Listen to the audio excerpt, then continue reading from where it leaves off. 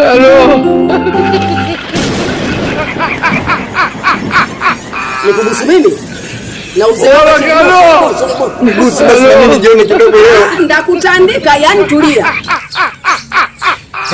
Sina kuita wewe, umekuwa kama bubu. Halo. Na kuuliza wewe, mbona uko kimya mjukuu wangu? Vipi? Mbona kimya? Kunja sura tu, kama mavi, kunja sura mkunjika jamani. Mimi leo inaniuma bwana. Watu wananizalau. Inakuma vipi? Watu wananizalau sana mimi bibi, watu wananizalau sana mimi. Nazalau. Kwa nini? Yaani nikimtolea madini mchumba mzuri, ninakataliwa mjukuu wako.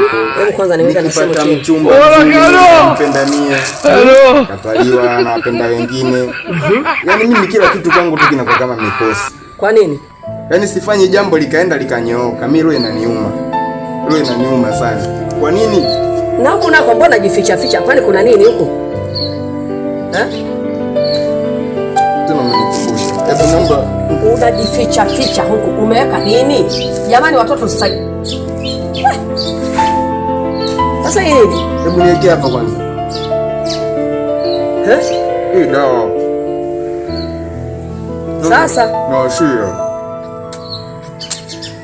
Hii tena kazi. Kama nani? Hapana kabisa. Bro kidogo. Unaona? Niko na rafiki yangu mimi kaniambia. Hii si bange hii. Hiyo chuma, hiyo inaitwa dawa. Skani kule. Dawa. Watoto wasema mnaita dawa. Maskani kule. Hiyo inaitwa dawa. Sasa kuna rafiki. Sasa na hali yako kama hiyo, licha ya rafiki yako, kuna hali kama hiyo. Hali yako kama hiyo, uende ukatie vitu kama hivi.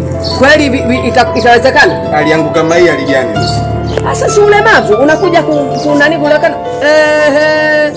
Hiyo tena kazi.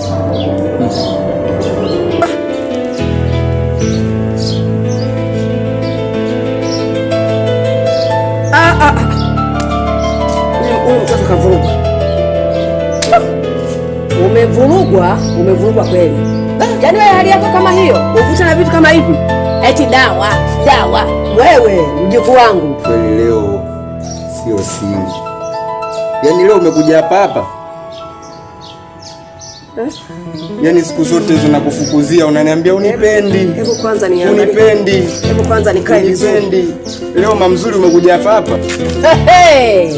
Jamani. Leo umeniletea jibu langu. Jibu la nini? Jibu la nini? Leo umeniletea jibu langu. La nini jibu la nini?